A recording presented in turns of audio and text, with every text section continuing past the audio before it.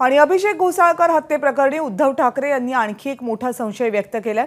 अभिषेकवर गोळ्या मॉरिसने चालवल्या की आणखीन कोणी चालवल्या असा सवाल उद्धव ठाकरे यांनी उपस्थित केला आणि त्यानंतर राज्यामध्ये राष्ट्रपती राजवट लागू करा अशी मागणी करण्यात आलेली आहे। उद्धव ठाकरे यांच्या पाठोपाठ काँग्रेसने सुद्धा ही मागणी केलेली आहे। राज्यपालांना भेटून काँग्रेसने ही मागणी पुढे नेली आहे। राज्यामध्ये गेल्या काही दिवसात सुरू असलेल्या हिंसाचाराच्या पार्श्वभूमीवर काँग्रेसने राज्यपालांना भेटून राज्यामध्ये राष्ट्रपती राजवट लागू करण्याची मागणी केली आहे।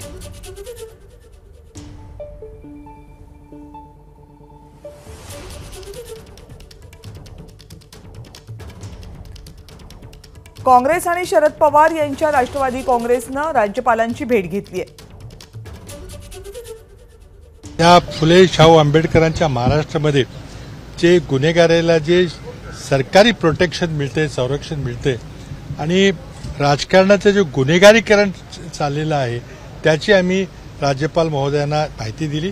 पण त्याचबरोबर एक महत्त्वाची मागणी होती की महाराष्ट्राचं जे गुन्हेगारीकरण सरकारकडून होते किंवा त्या गुन्हेगारीकरणाला जो राजाश्रय आज या सरकारमध्ये मिळतोय, त्यामुळे आज महाराष्ट्रामध्ये राष्ट्रपती राजवट लावावी अशी शिफारस राज्यपाल महोदयांनी केंद्राला करावी अशी आम्ही मागणी राज्यपाल महोदयांनी केलेली आहे।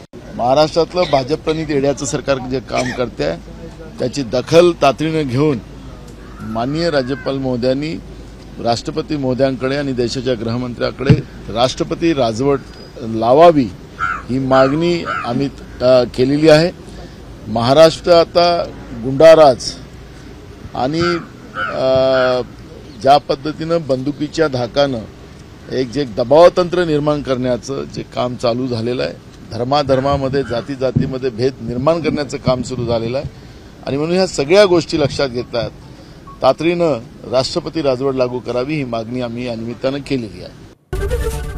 एबीपी माझा, उघडा डोळे बघा नीट।